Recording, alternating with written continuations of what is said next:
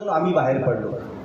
आज जाणार उद्या जाणार या झंझटमधून आम्ही बाहेर पडलो आणि 27 तारखेला एकदाचे आम्ही केरळला निघालो.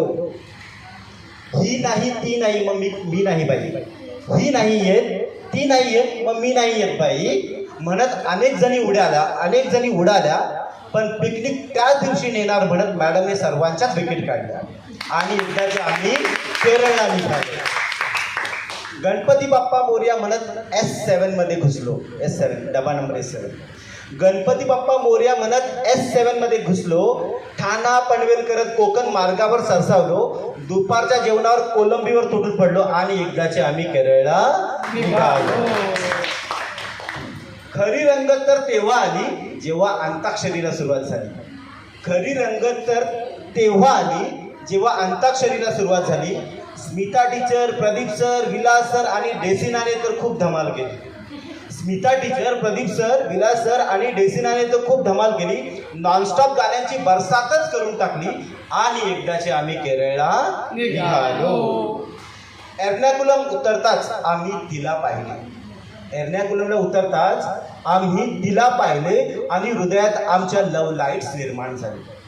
एर्नाकुलमला उतरतात आम्ही तिला पाहिले आणि हृदयात आमच्या लव्ह लाईट्स निर्माण झाली आणि सुंदर निळ्या सीट्सवर निजवून आम्हाला मुन्नारला घेऊन गेली आणि एकदाचे आम्ही केरळला निघालो. कॅसिल्डाच्या आश्रयाने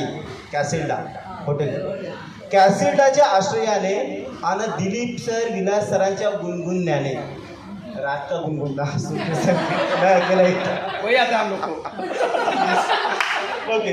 कॅसिल्डाच्या आश्रयाने आणि दिलीप सर, विलास सरांच्या गुणगुणण्याने अखेर केरळ पिकनिकची सुरुवात आम्ही केली. नॅशनल पार्क, टी गार्डन्स पाहून खूपच मजा आली. पण वरुण राजाने मात्र आमची त्रेधा तिरपीट उडवली आणि आम्ही केरळला एकदाचे आलो. केरळ फार्म्सने आमच्या ज्ञानात फारच वृद्धी केली.